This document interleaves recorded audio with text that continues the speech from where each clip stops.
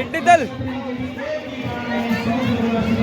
इनके शिविर में आकर मिलते हैं विभीषण का रास मिलन वही श्री राम पहले कितने बड़ा भाई वानर दल में हाहाकार मच जाता है। तब श्री राम आगे आकर कुंभकर्ण धरती पर गिरते हुए और बहुत जल्द अब कुंभकर्ण का पुतला जलते हुए आप देखेंगे। ये मैदान में देखिए कुंभकर्ण का वध मंचन में हो चुका है, लेकिन सुरक्षा की दृष्टि से आप सबको जो 3 पुतले बनाए गए हैं तीनों का दहन एक साथ होगा। अभी हम देख सकते हैं कुंभकर्ण का वध हो चुका है और अब बहुत जल्द मेघनाथ और लक्ष्मण का प्रसंग आपके सामने होने जा रहा है। बहुत ही मार्मिक प्रसंग आपके सामने होगा। लक्ष्मण मेघनाद दो जोधा बिरही परस पर कर अति क्रोधा नाना युग पर हार कर शेषा राक्षस भय प्राण अवशेषा। और अब मेघनाथ भी युद्ध के मैदान में आ गया है और वहां लक्ष्मण और मेघनाथ दो अति बलशाली दो महान योद्धाओं के बीच युद्ध होने लगता है। देखिए मैदान पर देखिए मेघनाथ और लक्ष्मण के बीच युद्ध हो रहा है। दोनों महाबलशाली योद्धा इस प्रकार भिड़ रहे हैं जैसे दो महान पर्वत आपस में भिड़ रहे हो। वीर घातिनी छाड़ सीसांगे तेज पुंज लक्ष्मण और लागे और क्या भय शक्ति के लागे तब चल गए निकट भय त्यागे। और अंत में अपना किसी प्रकार का जोर न चलते देखकर दुष्ट मेघनाथ लक्ष्मण पर शक्ति बाण चला देता है। वीर घातिनी शक्ति ऐसे इस प्रकार लक्ष्मण के हृदय पर आकर लगती है जैसे तेज पुंज आकर के लगा हो। वीर घातिनी शक्ति के लगते ही लक्ष्मण जी बेहोश होकर धरती पर गिर पड़ते हैं। देखिए मैदान में लक्ष्मण जी धरती पर गिरे हुए, उन्हें बेहोश देखकर दुष्ट मेघनाथ उन्हें उठाकर लंका में ले जाने का प्रयास करता है, परंतु जिस शेषनाग ने पूरी पृथ्वी को अपने ऊपर धारण कर रखा है, भला ऐसे शेषनाग के अवतार लक्ष्मण को मेघनाथ जैसा दुष्ट क्या उठा पाता, वो उसे हिला भी नहीं पाता है। तभी हनुमान जी वहां प्रकट होते हैं और वो लक्ष्मण जी को उठाकर राम के शिविर में ले जाते हैं। शिविर में लक्ष्मण जी के जाते ही शोक की लहर दौड़ पड़ती है। देखिए मैदान में हनुमान जी आ चुके हैं जो कि लक्ष्मण जी को उठाकर घायल बेहोश लक्ष्मण जी को अपने कंधे पर उठाकर शिविर में ले जाते हैं। रघुपति चरण सरोज सिर नाए हुआ सुसे कहा नाम गिरी औषधि जाओ पवन सुतरे। घायल बेहोश लक्ष्मण जी को देखकर पूरे वानर दल में शोक छा जाता है। तभी विभीषण जी आगे आते हैं और वह पूरा उपाय बताते हैं कि लंका में सुषेण नामक एक वैद्य है जो लक्ष्मण जी का इलाज कर सकता है। उसी समय फिर वह उस औषधि का नाम और पता बताते हैं जहां वह औषधि जिसे हम संजीवनी बूटी कहते हैं वह मिल सकती है। वह जानकारी प्राप्त होते ही हनुमान जी संजीवनी बूटी लेने के लिए निकल पड़ते हैं। ओ राम लक्ष्मण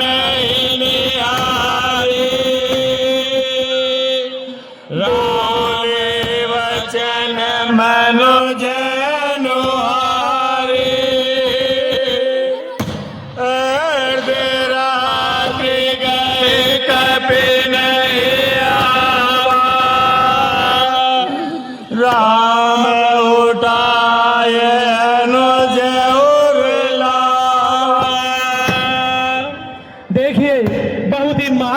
जंग चल रहा है और आप अभी पठन करने वाले कलाकारों की आवाज में उस मर्म को देख पाएंगे, उस दुख को देख पाएंगे जो श्री राम ने उस वक्त अनुभव किया होगा। प्रभु श्री राम लक्ष्मण जी को देखकर उन्हें उठाकर अपने हृदय से लगा लेते हैं और कहते हैं, दुखी होकर विलाप करते हुए कहते हैं, आधी रात बीत गई और हनुमान अभी तक नहीं आए। सकौन दुखित देख मोहिता हो, बंधु सदा तव मृदु स्वभाव, मम हित लागित जेउ पितु माता, सैव विपिन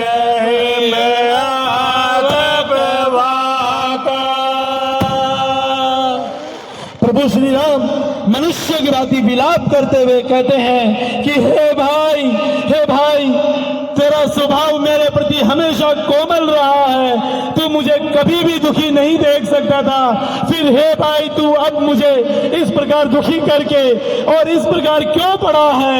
हे भाई, तूने मेरे हित के लिए अपने माता और पिता का त्याग कर दिया, तू मेरे लिए मन का इस प्रकार भीषण सर्दी गर्मी तूफान सब सहे, हे भाई फिर तू मुझे अब दुखी करके कहाँ चला गया? हे लक्ष्मण भवन परिवार हो जाए जग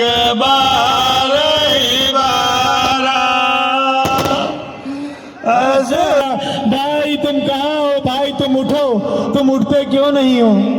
यथा श्री राम विलाप करते हुए अपनी स्थिति का वर्णन करते हैं कि हे भाई, तुम्हारे बिना मेरी स्थिति, अगर ये देवता मुझे जीवित रखते हैं तो मेरी स्थिति वही होगी जिस प्रकार बिना पंख के पक्षी, बिना मणि के सर्प और बिना सूंड के हाथी की होती है। और देखिए मैदान में दुष्ट रावण अपने अहंकार का बोझ नहीं झेल पा रहा और वह समय से पहले ही प्रभु श्री राम की शक्ति का अंदाजा लगा लेता है और देखिए रावण धू-धू करके जलने लगा है। हनुमान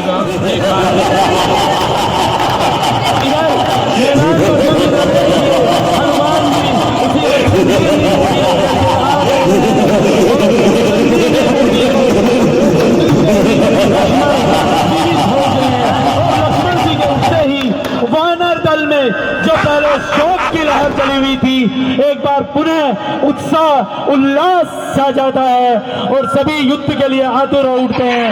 रावण को देखिए अपने अहंकार को नहीं झेल पाया और अपने समय से पहले ही अपनी गति को प्राप्त हो गया। अभी कुछ ही समय में ये दुष्ट कुंभकर्ण और मेघनाथ भी आपके सामने अपनी गति को प्राप्त करेंगे।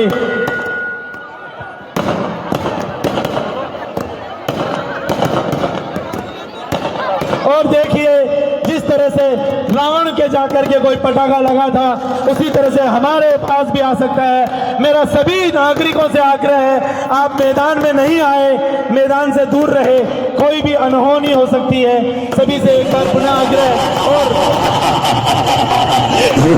पुलिस वालों से मेरा आग्रह कि आप भीड़ को नियंत्रित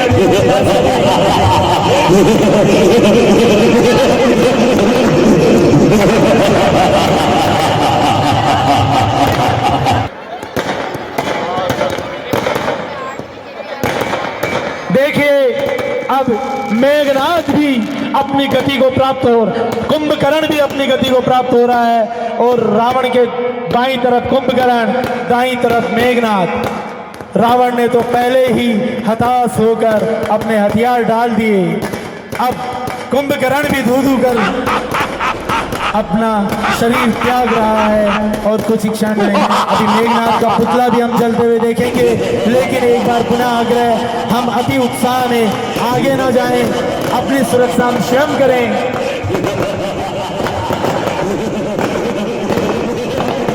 अब लंका विजय के बाद मंच पर विभूषण जी का राज तिलक होगा और रघुनाथ जी की आरती होगी।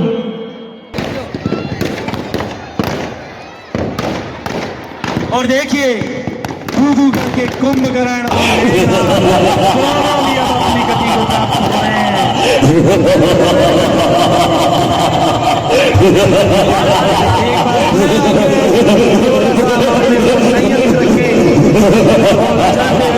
नजदीक जाने का प्रयास नहीं करें, हम अपनी सुरक्षा स्वयं करें।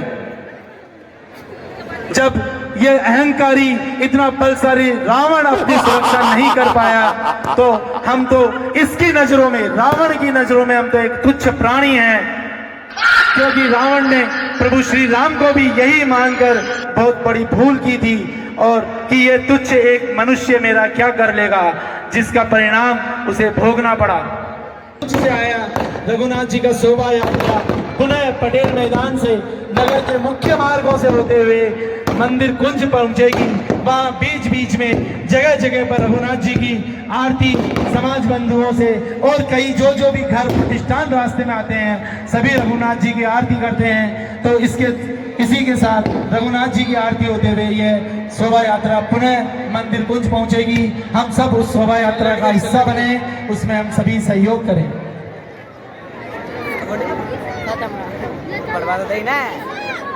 जेल में सूट जहाँ सूट आवा मोड़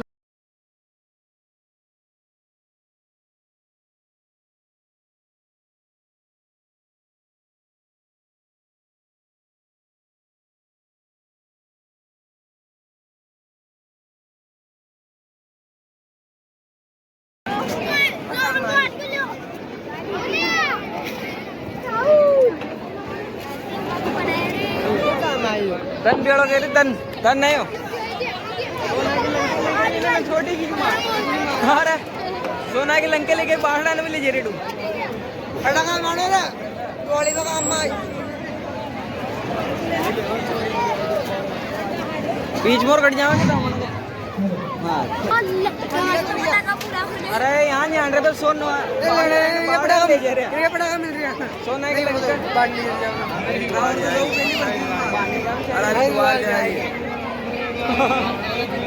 विभीषण जी का राज तिलक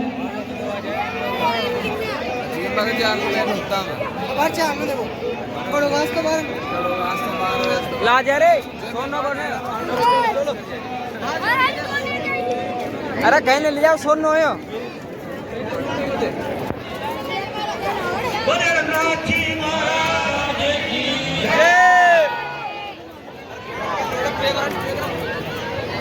लकड़ी भाई एक बार फिर से सभी भक्तजन जोर से जयकारा लगाएंगे। बोले सियावर रामचंद्र भगवान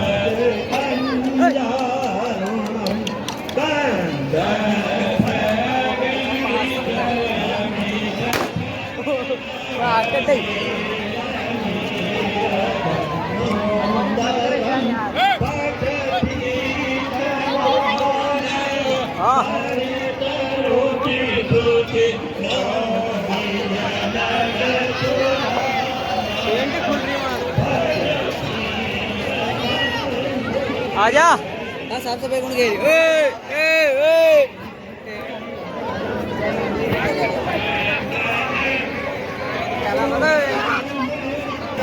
लाजा अपने बाणा चलो काका जी राम राम।